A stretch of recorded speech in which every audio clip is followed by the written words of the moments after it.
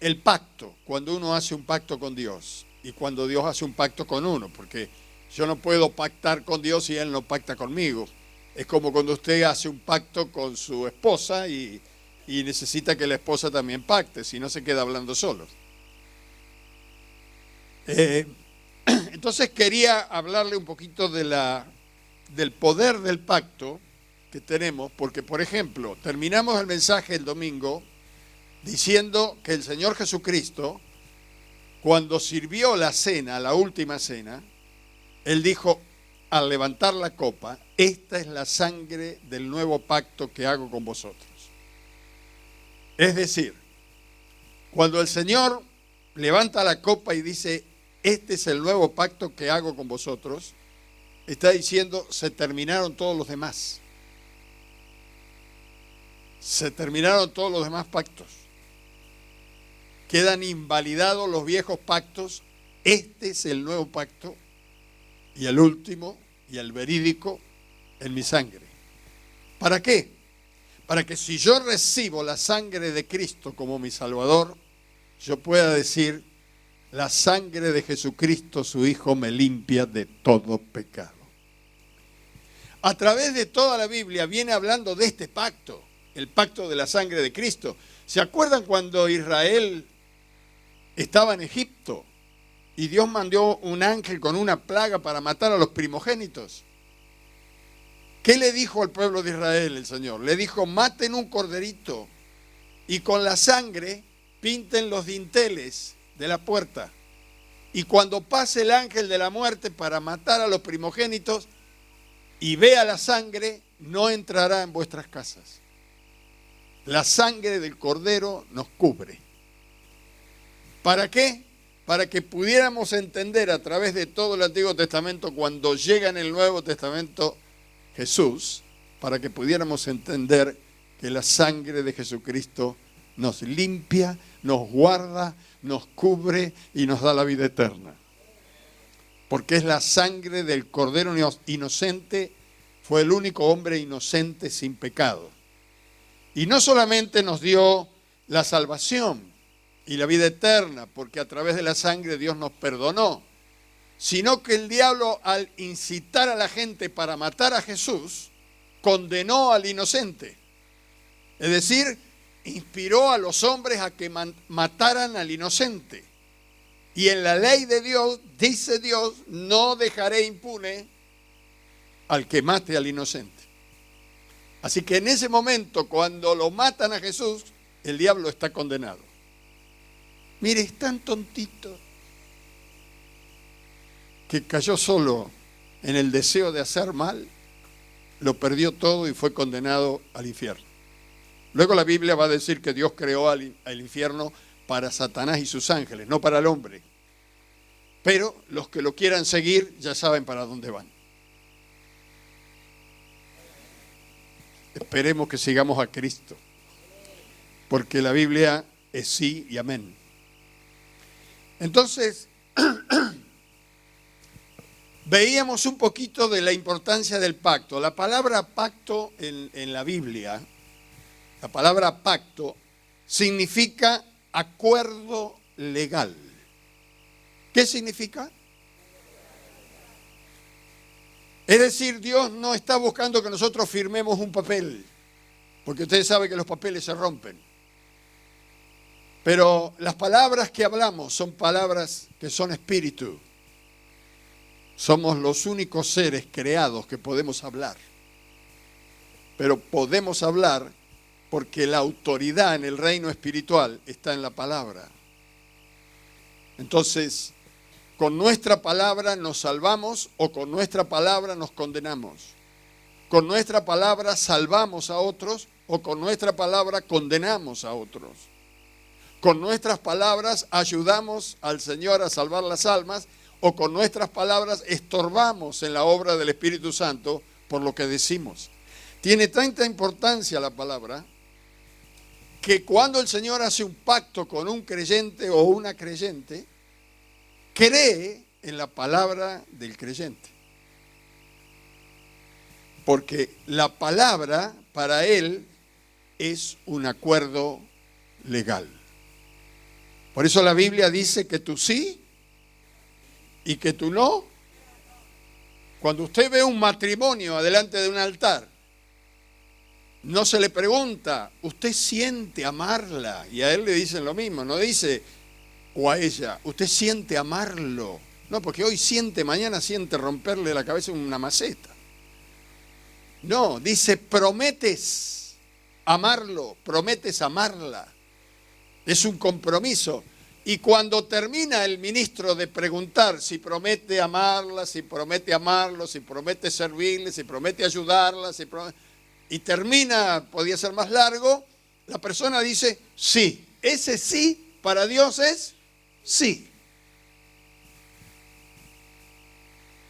Y si dice no, así que no un ni, ¿es sí o no? Por eso dice la palabra de Dios que Él sella lo que Dios unió. Cuando dicen sí, Dios los une y ya no son más dos, sino son uno. Por la palabra de ellos y por la palabra de Dios, como hacen un pacto, lo sella el Señor. Ahora ya entiende la importancia del matrimonio también. Pero cuando vamos a hablar con Dios, hermanos, tenemos que tener mucho cuidado. Y cuando trabajamos para Dios, tenemos que tener mucho cuidado. Porque a Dios no lo podemos engañar. Con nuestras palabras podemos engañar al que nos está oyendo. Pero a Dios no. Y nosotros somos representantes de Dios aquí en la tierra. ¿Cuántos saben? Bueno. Entonces, vamos a arrancar mirando en Eclesiastés un consejo en el Antiguo Testamento, el libro de Eclesiastés.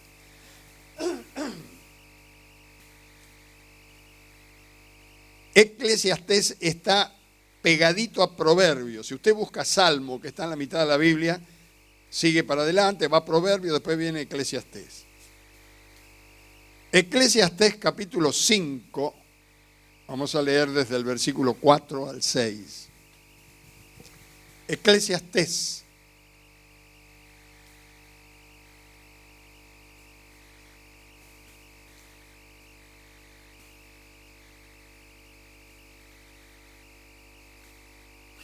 No sé qué le pasa a mi máquina. No.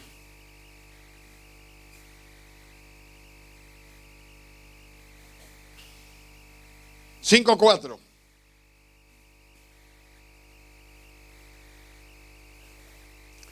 Bueno, ¿cómo comienza? Cuando Dios hace promesas.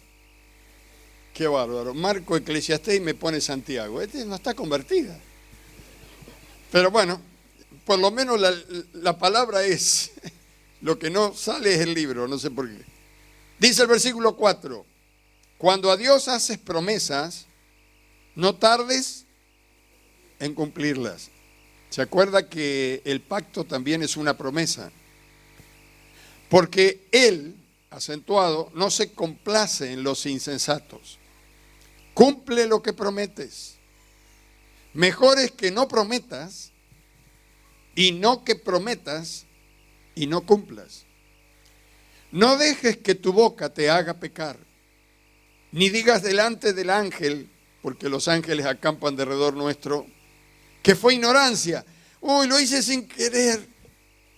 Porque harás que Dios se enoje y a causa de tu voz y que destruya la obra de tus manos. Así que fíjese, por ahí estamos construyendo algo y por haber hablado o accionado mal, Dios no nos deja hacer lo que queremos hacer.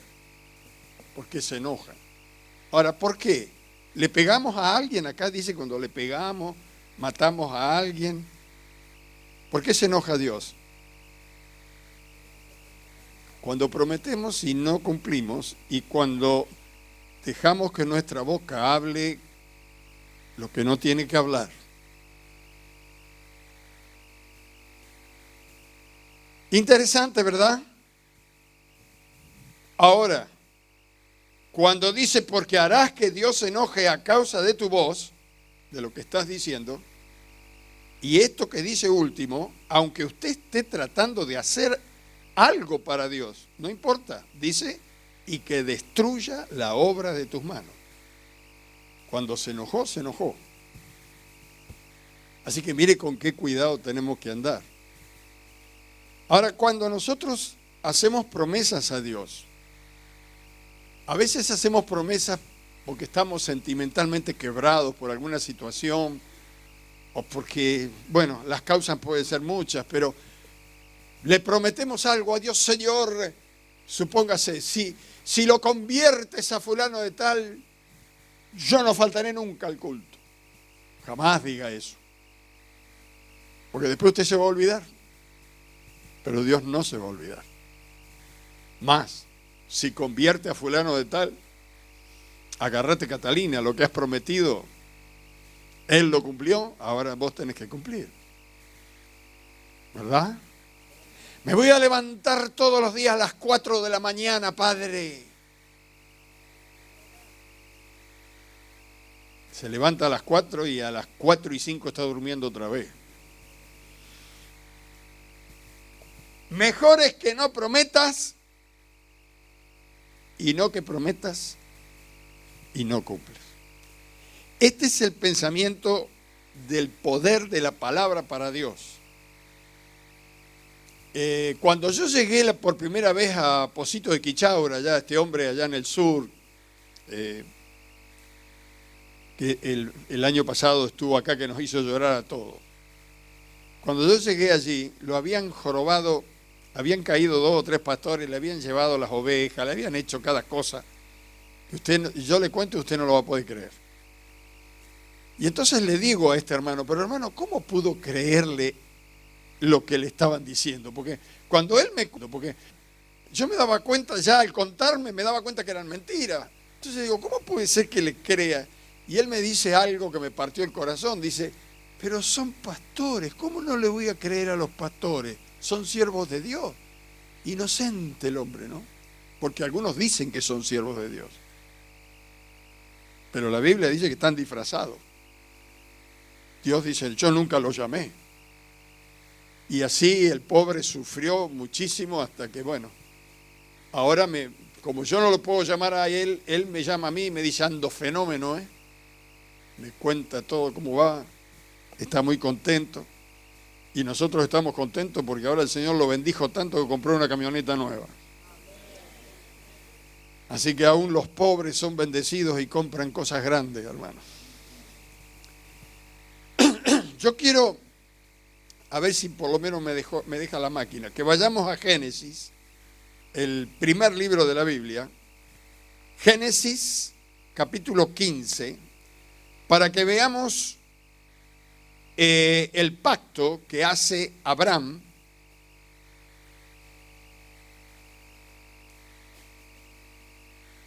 ...15, versículo 7. Y no cambia, menos mal que me cambia la palabra, pero Santiago sigue firme ahí arriba. Génesis 15, versículo 7. Si lo encontró, dice amén. Cuando llega a este punto la Biblia, ya Dios le había prometido en el capítulo 12 a Abraham que lo iba a bendecir, lo iba a multiplicar, que le iba a dar la tierra, le prometió una tierra, y Abraham tenía que salir de la parentela, de la tierra. Ya habían hecho el pacto ahí, pero acá se ve que Abraham todavía andaba con algunas dudas, y eso que era el padre de la fe, pero que era el padre de la fe no quiere decir que tenía una fe padre. Le llaman el padre de la fe porque fue el primer hombre que creyó como creemos nosotros, en la palabra. Entonces dice acá en el versículo 7, le dice Dios a Abraham, y le dijo, yo soy Jehová, que te saqué de Ur de los Caldeos. ¿Ve? Le está haciendo recordar cuando le dio la palabra del pacto, para darte a heredar esta tierra. Le dijo, yo soy el que te dije allá en Ur que te iba a dar esta tierra. ¿Con quién crees que estás hablando?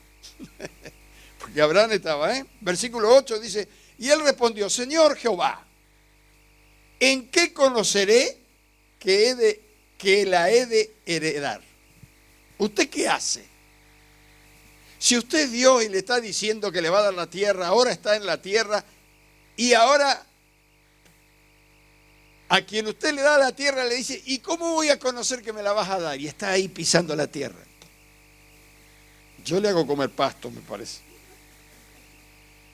Dice, y respondió Señor Jehová, ¿en qué conoceré que la he de heredar? Y entonces aquí está el pacto, mire. Y le dijo, tráeme, busca una señal el Señor. Le dijo, tráeme una becerra. Una becerra de 3 años es una vaquita joven. Y una cabra de 3 años, todos animalitos jóvenes. Y un carnero de 3 años. Y una tórtola que es una paloma. También, y un palomino que es una palomita joven. Y tomó él todo esto y lo partió por la mitad y puso cada mitad una enfrente a la otra, mas no partió las aves. Usted puede ver este espectáculo. Partió la vaca. No sé si tendrían sierra como las que tienen hoy los carniceros, pero mató el animal y lo abrió. Mitad de res para allá y mitad de res para acá. ¿Qué le parece que había acá? Sangre por todos lados. Después agarró el carnero y lo hizo lo mismo. Después agarró la cabrita, hizo lo mismo, mitad para allá. Era un charco de sangre. Pero así se hacían los pactos. Y las palomitas no las partió. Ahora, cuando hacían el pacto y como señal ofrecían ofrendas así como la que pidió Dios, luego los que pactaban tenían que pasar entre los animales diciendo algo similar, porque no me acuerdo bien el verso, pero decían, si yo no cumplo esta palabra, así me haga y así sea, como queriendo decir, muera yo como murieron estos animales si yo no cumplo. Y pasaban entre la sangre. Así que deben haber... Abraham estaría hecho una hermosura. Sangre por todos lados. Algo así, ustedes van a leer en la Biblia cuando hacen el pacto y dice, y si no me añada, hay unas palabras así que usan. Pero que quiere decir así, si yo no cumplo el pacto, así como fue con estos animales, así me haga a mí, así sea conmigo. Es decir, muera. Era un pacto de vida y de muerte. Era sí o sí. ¿Por qué? Pactaba con Dios. Entonces, dice el versículo 11, y descendían aves de rapiña sobre los cuerpos muertos, y Abraham las ahuyentaba. ¿Le parece que es fácil esto? ¿Cómo ve el cuadro? Las aves de rapiña, no venía una por acá y Abraham tenía un aire comprimido. No, debe haber andado con un machete, corriendo una, corriendo otra, ta. Era imposible la cantidad que, claro, venían a comer las carnes de los animales. No podía permitir que comieran las carnes porque todavía no había llegado Dios al momento del pacto. Entonces Abraham las ahuyentaba. Dice en el versículo 12, mas a la caída del sol, ya estaba la tardecita, sobrecogió el sueño a Abraham. Claro, estaría extenuado de tanto luchar con las aves. Dice, sobrecogió el sueño a Abraham, y he aquí que el temor de una grande oscuridad cayó sobre él. Aquí hay una palabra en el original, en el griego, que es la misma que usa acá, que habla de que entró en sueño. ¿Vio cuando Dios lo hizo dormir a Adán para sacarle la costillita y traerle la mujer? Es la misma palabra que usa acá de que lo entró en sueño. Le sobrecogió un sueño profundo, y he aquí que el temor de una grande oscuridad cayó sobre él. Esto habla de que realmente se durmió. Dios lo hizo dormir. Y cuando se ve que despierta, dice, versículo 13, entonces Jehová dijo a Abraham, ten por cierto que tu descendencia morará en esta tierra ajena, y será esclava allí y será oprimida 400 años. Mire, le está hablando de cientos de años para adelante de todo lo que iba a ocurrir. A veces los creyentes decimos, ay Señor, ¿cómo me irá mañana? Dios ya sabe todo lo que va a pasar con vos, con tus hijos, con tus nietos. Estamos en las mejores manos. Mejor que en las manos de Dios, imposible. 400 años va a ser oprimida la herencia de los hijos y los nietos. Y usted ya sabe la historia, cuando Dios tuvo que después a través de Moisés rescatar al pueblo de Israel. Versículo 14, mas también a la nación a la cual servirán juzgaré yo, y después de esto saldrán con gran riqueza. Salieron con toda la riqueza de los egipcios. Y le dice, y tú vendrás a tus padres en paz, y serás sepultado en buena vejez. Claro. ¿Qué le parece si aparece Dios y le dice, te falta poquito, pero vas a quedarte dormidito y vas a reunirte con tus seres queridos que ya te están esperando allá? ¿Usted qué va a decir? No, déjame un tiempito más, no me lleve ya. ¿O se quiere ir? Le está diciendo que no va a ver lo que le está diciendo, pero que aunque no lo vea, se va a cumplir. Dice el versículo 16, y en la cuarta generación volverán acá. Así que la cuarta generación sería el hijo, el nieto, el bisnieto, el tataranieto. El tataranieto iba a volver a la tierra. Y en la cuarta generación volverán acá, porque aún no ha llegado a su colmo la maldad del amorreo hasta aquí. Y sucedió que puesto el sol, ya oscurecido, trate de ver lo que la Biblia le está pintando, porque acá están hablando a plena noche. Y sucedió que puesto el sol y ya oscurecido, se veía un horno humeando y una antorcha de fuego que pasaba por entre los animales divididos. En aquel día hizo Jehová un pacto con Abraham, diciendo, a tu descendencia daré esta tierra, desde el río de Egipto hasta el río grande, el río Éufrates. Y luego sigue diciendo de todos los que habitaban la tierra, que no hay ningún González ni García. Dice cananeos, heseos, todos los eteos, los fereceos, los refaitas, los amorreos, los cananeos. ¿Qué es lo que pasó? Una noche, pero se oscureció, se entró el sol, no había luz eléctrica.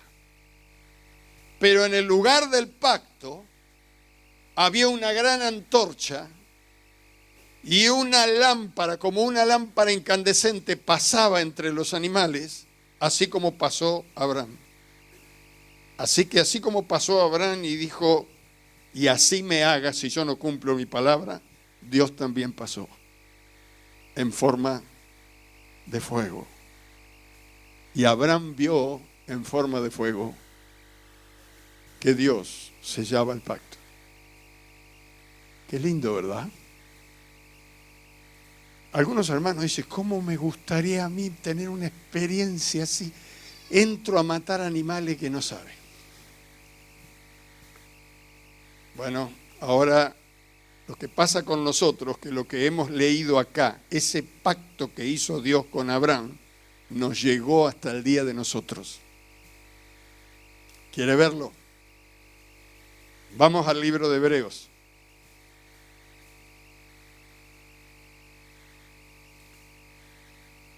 Hebreos, Nuevo Testamento para los que están nuevitos acá.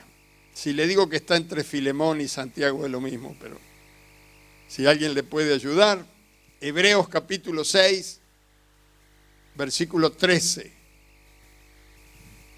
Ahora, qué extraordinario, hermanos, cuando usted le promete algo a Dios y Dios lo agarra, Él va a cumplir su palabra.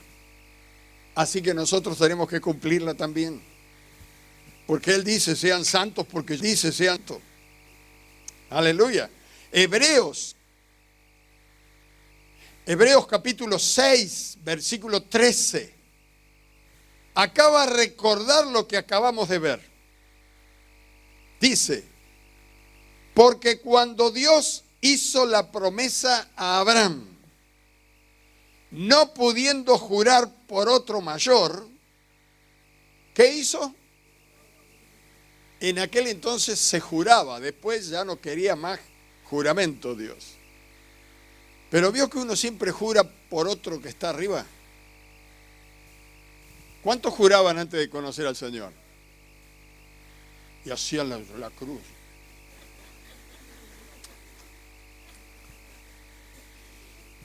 Los padres dicen, te lo juro por mis hijos. Los hijos dicen, te lo juro por mi madre y mi padre. Yo la farreaba a mi mamá y le decía, te lo juro por mi madre, mamá, jurá por vos, a ver si me pasa algo, decía. Tenía miedo. Pero como Dios no tenía papá, porque Él es eterno, juró por Él mismo. Ahora, ¿sabe lo que significaba jurar por Él mismo? Cuando Dios juró por Él mismo, juró por su trono.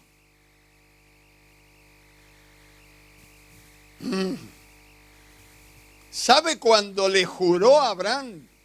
Te juro que te bendeciré, Abraham. Te juro que te multiplicaré. Al diablo se le hizo agua a la boca. Dice, en cuanto falle lo corro y me siento yo ahí.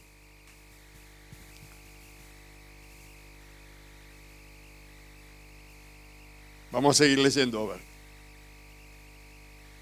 Dice el versículo 13, por cuanto Dios hizo la promesa a Abraham, no pudiendo jurar por otro mayor, juró por sí mismo, diciendo, de cierto te bendeciré.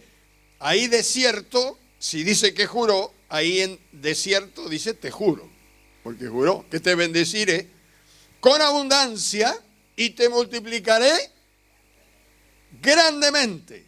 ¿Cómo es la abundancia? Versículo 15 dice, y habiendo esperado con paciencia, está hablando de Abraham, alcanzó la promesa. Porque los hombres ciertamente juran por uno mayor que ellos. Y para ellos el fin de toda controversia es el juramento para confirmación. Ahora ni eso. Es decir, dice acá que cuando los hombres juran, ya está. Es lo máximo. Pero ahora ni firmando un cheque, no sabes si lo vas a cobrar. Es terrible, por más que juren. Dice, es el fin de toda controversia, es el juramento para confirmación. Por lo cual, versículo 17, queriendo Dios mostrar más abundantemente a los herederos de la promesa. ¿Quiénes son los herederos de la promesa? Decirle al que está al lado, somos herederos.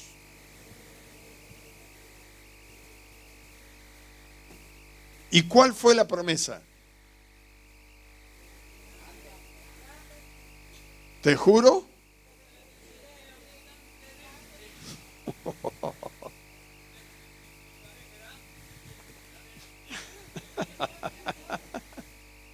Gócese, porque Dios no miente.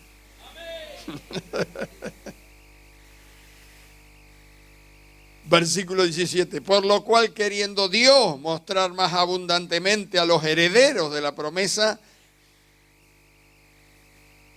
la inmutabilidad de su consejo, interpuso juramento, para que por dos cosas inmutables, la palabra de Dios y el juramento, en las cuales es imposible que Dios mienta. Es imposible que Dios mienta, porque es contra su naturaleza. Es como aquel hombre malo que dijo, a ver, si Dios es tan poderoso, ¿por qué no crea un cascote bien pesado que no lo pueda levantar? Más que torpe sería Dios. Que para Dios no hay nada imposible. Pero es imposible que Dios mienta, porque su naturaleza es santa, 3 veces santa y eterna. Lo que dijo ayer, lo dice hoy y lo dirá mañana. Él es el mismo ayer y hoy y por los siglos. Es imposible que Él mienta. Gloria a Dios. Para que por dos, versículo 18, para que por dos cosas inmutables en las cuales es imposible que Dios mienta, tengamos un fortísimo consuelo, los que hemos acudido para asirnos de la esperanza puesta delante de nosotros. Porque esta es una promesa delante de nosotros. Si yo la acepto, empieza a funcionar. ¿Y qué tengo que hacer yo? Creerle. Tengo que creerle y esperar lo que Él prometió. Vendrán lluvias, vendrán tormentas, habrá balas, habrá peligro, pero a ti no te tocará si no viene la bendición antes. Aleluya.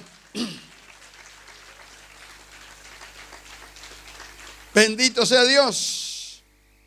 La cual tenemos como segura, versículo 19, y firme ancla del alma, y que penetra hasta dentro del velo, donde Jesús entró por nosotros como precursor, hecho sumo sacerdote para siempre, según el orden de Melquisedec.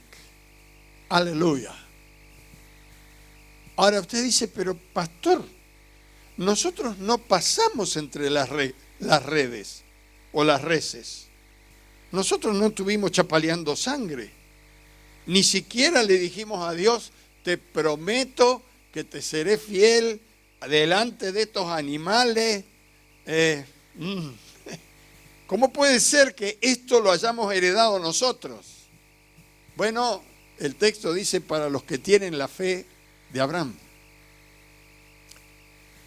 Porque ahora, hermanos, según Corintios, el apóstol Pablo dice que todas las promesas de Dios son en Jesús sí y amén, por medio de nosotros y para la gloria de Dios. Así que cuando nosotros recibimos a Cristo como nuestro Salvador, como justamente comenzó el tiempo de la gracia, se terminaron todos los pactos.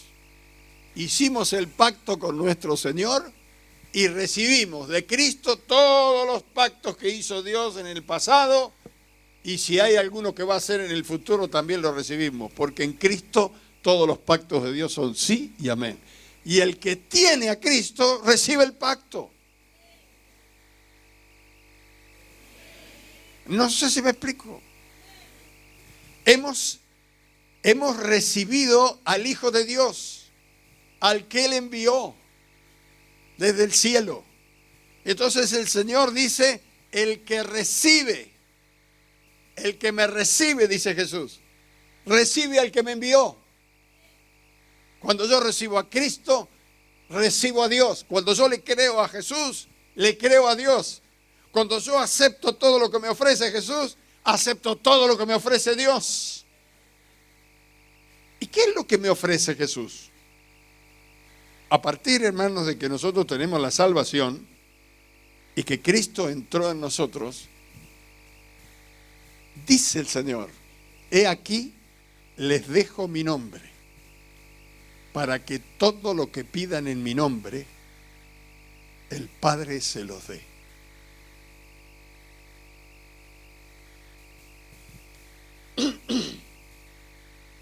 Mire, cuando hice el servicio de conscripción, yo estaba en un lugar donde, aunque estaba en tierra, tenía un capitán, el capitán de apellido Arriola. Me quedó grabado, mire, han pasado tantos años, pero este hombre me dijo, cuando yo no puedo venir a buscar el jeep, usted agarra el jeep y me viene a buscar. Yo le voy a decir dónde estoy, usted me viene a buscar. Entonces a los superiores en la Marina se le dice señor. No le decimos por el grado, si es capitán, si es vicealmirante, señor. Entonces, pero señor, tengo que pasar 3 guardias. Usted le dice que va en nombre del capitán Arriola. Y el primer día iba temblando, tocando las castañuelas con las rodillas. Iba con el jeep Bueno, tenía el escudo, el nombre del capitán, imagínense, todos miraban, se cuadraban y el negrito que iba adentro era yo. Después, como veían que no iba el capitán, bajaban la mano y decían, pero este está errando. Pero cuando llegaba la guardia, y la guardia tiene orden de no dejar pasar, yo decía, yo vengo en nombre del capitán Arriola. Ah, disculpe. Abría la persiana y pasábamos. Pasaba yo porque lo iba a buscar a él. Después cuando venía con él no tenía que decir, vengo en el nombre, porque ya lo veían que venía él. Pero nosotros, hermanos, andamos con Jesús, pero no lo ven a él. Nos ven a nosotros. Y como Dios hizo un pacto con nosotros y nos dio su nombre, nosotros podemos entrar hasta el mismo infierno y hacerle un lío terrible a Satanás y sus huestes, porque venimos en el nombre de Jesús de Nazaret, por las dudas que haya un Jesús de acá de Quilmes. Este es Jesús de Nazaret.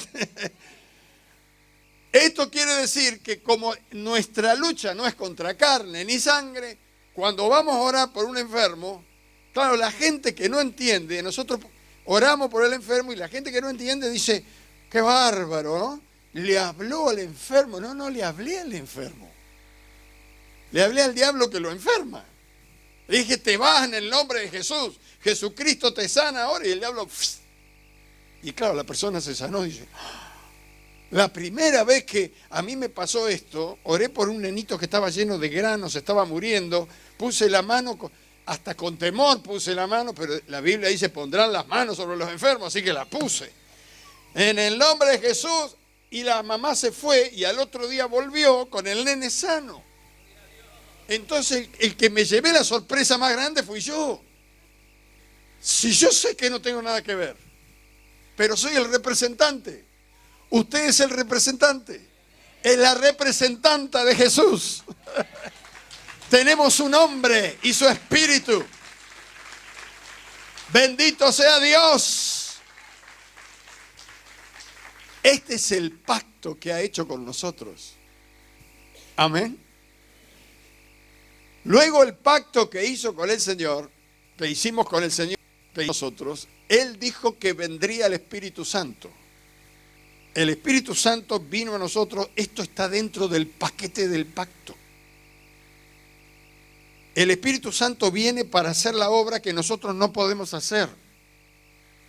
Habrá momentos, usted se va a maravillar cuando está hablando con una persona y tal vez pensó, estuvo 3 o 4 días planeando lo que le va a decir. Pero cuando se encuentra con la persona no se acuerda nada de lo que planeó. Y ya se puso nervioso o nerviosa. Y a medida que empieza a hablar, le viene palabra, palabra, palabra. Y la persona empieza a llorar y usted se maravilla de toda la palabra que le vino. Y no es usted el que habla. Es el Espíritu Santo que está en usted. Jesús dijo eso. Las palabras que yo hablo, no las hablo por mi propia cuenta, sino que el Padre que mora en mí, Él hace las obras. Y el que cree en mí, mayores obras que estas hará, porque yo voy al Padre. ¿Qué quiere decir? Que así como el Padre habla por mí, va a hablar por el que cree en mí, porque el Espíritu Santo va a venir a hablar desde adentro de él y de ella. Vino para hacer la obra que el Señor Jesucristo no pudo hacer. Ahora se multiplicó porque el Espíritu Santo está en todos nosotros. Así que usted tiene el nombre de Jesús, el Espíritu Santo que va a hacer la obra. ¿Esto qué quiere decir? Que no importa la situación ni la circunstancia. Mire, le presentan una persona desahuciada, usted ora igual. Porque no es usted. Es el Espíritu Santo que está en usted. Yo sé en quién he creído, dijo San Pablo. Así que háblele en el nombre de Jesús. Háblele a la enfermedad que se vaya y se va a ir.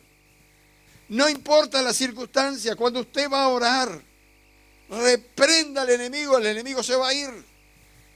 ¿Por qué? Porque el Espíritu Santo que está en nosotros vino para hacer la obra. Esto está dentro del pacto. Pero hay algo más. Lo que se habla poco es que el Espíritu Santo vino pura y exclusivamente para transformarnos y llevarnos a Dios. Por eso dice la Biblia que nosotros tenemos el sello de la promesa. ¿De qué promesa? De que vamos a la tierra prometida. Y el único que nos puede hacer entrar a la tierra prometida se llama Espíritu Santo. Él está en nosotros. Cuando Jesús venga hasta las nubes, porque no va a bajar a la tierra, la Biblia dice que cuando viene a buscar a su iglesia se queda entre las nubes. Va a llamar desde allí con voz de arcángel, con voz de trompeta de Dios, y los únicos que le vamos a oír son los creyentes que tenemos al Espíritu Santo adentro. Nosotros veremos primero los muertos que han muerto en el Señor, que salen de las tumbas y se van con el Señor, porque vienen a buscar un tipo de cuerpo espiritual. Y luego nosotros, los que estamos viviendo, dice, seremos transformados en el aire para encontrarnos con Él en el Señor. ¿Cómo transformados? ¿Quién nos va a transformar? Pablo dice, si el mismo Espíritu que levantó de los muertos a Jesús mora en vosotros, vivificará vuestro cuerpo mortal por el poder del mismo Espíritu, que es el Espíritu Santo. Así que el Espíritu Santo que vivificó el cuerpo de Jesús y se lo llevó para el cielo, es el mismo que está en nosotros y que nos va a llevar. Nada más que al ser transformados vamos a tener la edad de Jesús, 33 años. Yo me voy a rejuvenecer. Los más jóvenes se van a envejecer un poquito. Pero dice que seremos semejantes a Él. Esto quiere decir, hermanos, que el pacto que Dios le hizo a Abraham, fíjese, viene a nosotros a través de Cristo y un día vamos a estar todos juntos allí. Abraham, Isaac, Jacob, Moisés, Salomón, David, Marcos, los apóstoles, Santiago, sus familiares que han sido fieles al Señor. Yo sé que, por ejemplo, voy a ver a mis padres. Ellos están vivos en la presencia de Dios. Nada más que cuando llegue allí los voy a conocer, pero no voy a tener un sentido de padre, sino de hermano. Porque para nosotros el Padre es Dios. Esto tiene que ver con el pacto. Cuando uno entiende todo el paquete del pacto, hermano, si el mundo entendiera esto, habría cola para recibir a Cristo y entregarse a Él. Pero el diablo ha ofrecido a la gente este mundo y las cosas que están en este mundo. La gente no quiere venir a Cristo porque tiene miedo de perder las cosas del mundo, los amigos del mundo, las diversiones del mundo, los vicios que le ofrece el mundo, las malas costumbres que tiene en este mundo. Tiene miedo de perder todo. Pero si supiera todo lo que ofrece Dios, nadie tendría miedo de perder nada. Pero la revelación ha sido dada a la iglesia. El que cree y fuere bautizado será salvo. Pero el que no cree será condenado. Nuestro trabajo entonces es predicar, anunciar el Evangelio. Pero oiga, usted ya está sellado. Decirle a tu hermano, estamos sellados ya. Nadie te va a venir a tocar un pelo porque perteneces a Dios. Los demonios son como un perro, te ladran, pero te ladran porque tiene más miedo que vos.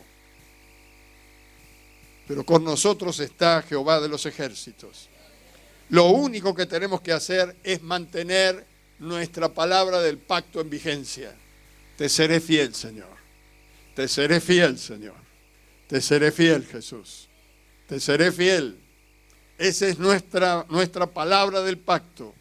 Y la palabra de Él es: te juro que te bendeciré. Te juro que te multiplicaré. Y te juro que vas a llegar a la tierra prometida. Aleluya. Gloria a Dios. Vamos a orar esta noche. Y si hay alguno que está triste, tiene que salir cantando de acá. Porque Él puede cambiar cualquier situación. No importa la situación que sea. Así que póngase de pie y recuerde, antes de prometerle algo a Dios, Pensá bien lo que vas a hacer. Porque Dios ha hecho un pacto para los que creen en Él. Bendito sea el Dios del cielo. Le invito a cerrar sus ojos y vamos a hablar con el Señor nuestro Dios, creador del cielo y de la tierra. Y después vamos a hacer un llamado a todas las personas que quieran recibir a Jesús como su